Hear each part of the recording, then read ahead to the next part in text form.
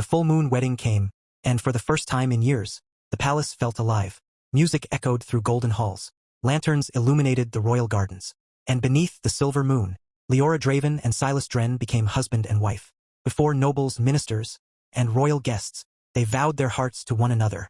Lumi and Elara smiled happily beside them, and Kael watched his sister smile with a happiness so genuine that, for the first time, he wanted the same for himself.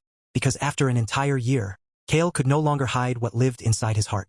2 nights after the wedding, he sent Elara a message, asking her to meet him at the Silver Lake near the palace forest. Elara did not understand why the king had called her there, but that evening, she still came, and near the quiet Silver Lake, Kael was already waiting for her. Elara walked to him and bowed. "Your Majesty, you called for me?" Kael immediately said. "Elara, stop calling me that when we are alone." Kael continued, "I need to tell you something. For an entire year, you have been the first thought in my mornings, and the last thought before I sleep. The moment you entered my life, I started feeling something I never thought I could. At first, I thought it was curiosity. But every time I heard your voice, every time I saw you laugh, I couldn't stop thinking about you. Everything about you slowly became my everything. I know these feelings may not make sense to you, but Elara, I fell for you at first sight, and I fell so deeply that nothing in this world could ever change what I feel for you. Today, I am not speaking as a king. I am only a man who loves you completely. Elara, I love you. Will you be mine?" Elara froze. Tears suddenly filled her eyes. Then, without warning, she began to sob. Kael panically asked, "Elara? What happened? Did I say something wrong?" Elara replied very hardly between her sobs, "Forgive me, Your Majesty, but I cannot accept your feelings." Kael worriedly asked, "What?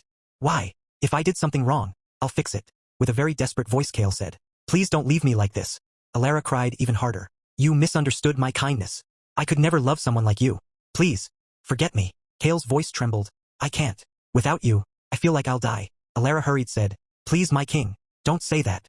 You deserve someone better than me. Please, forget me." And then, Elara ran away. Kael stood frozen beside the lake. Something inside him shattered. Pain, anger, despair, all of it collided at once. His heartbeat became violent. His vision blurred red. And the wolf inside him roared in fury. And in Kael's place stood something else. A massive black beast, with crimson eyes ringed in gold. Its roar shook the kingdom itself. That night, the forest trembled. Trees shattered. Beasts fled in terror. In the palace, everyone trembled in fear. Sylas felt it too, and instantly he ran toward the forest. But when he arrived, the woods were already destroyed. Then another roar echoed through the darkness. Sylas followed the sound, and beneath the moonlight, he saw it. The beast had begun to awaken. Love awakened his heart. Rejection awakened the beast.